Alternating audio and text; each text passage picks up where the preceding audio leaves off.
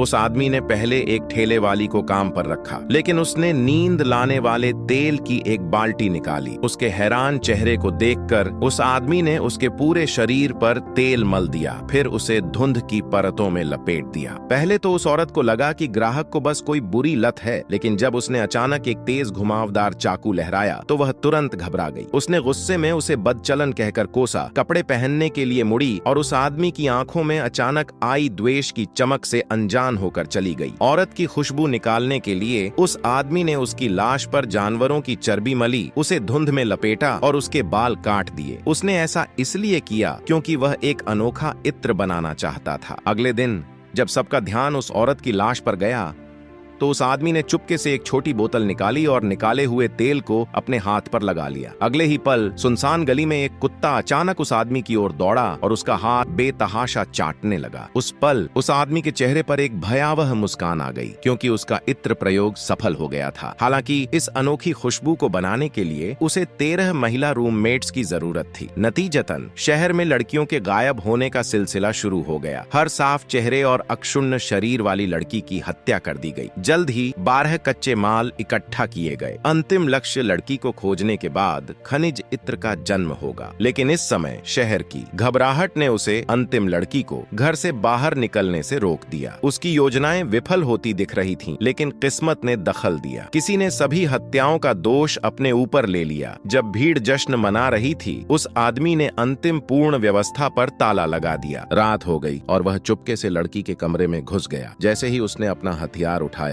लड़की अचानक मुड़ी और अपनी आंखें खोली। अगली सुबह पिता ने अपनी बेटी का दरवाजा खोला और उसके सामने का दृश्य देखकर वह पूरी तरह से स्तब्ध रह गया। इस बीच उस आदमी को, जिसने अभी अभी रहस्यमयी तरल बनाया था, सेना ने गिरफ्तार कर लिया। शक्तिशाली राजा उसे स्वयं फांसी स्थल तक ले गया, लेकिन जैसे ही वह आदमी गिरा, उसने एक इत्र की शीशी खोली। कहानी एक नया मोड़ लेती है। हत्यारे ने राजा की तोप को लात मारी और कार से बाहर निकल गया। उसे यह देखकर आश्चर्य हुआ कि सभी लोग, यहाँ तक कि घुटनों के बल बैठे लोग भी झुक गए। फिर उस आदमी ने रहस्यमयी द्रव को फांसी के तख्ते पर लगाया। उसे हिलाने के बाद भीड़ ने उसे अपने प्रभाव में ले लिया और उस पर लुढ़कने लगी।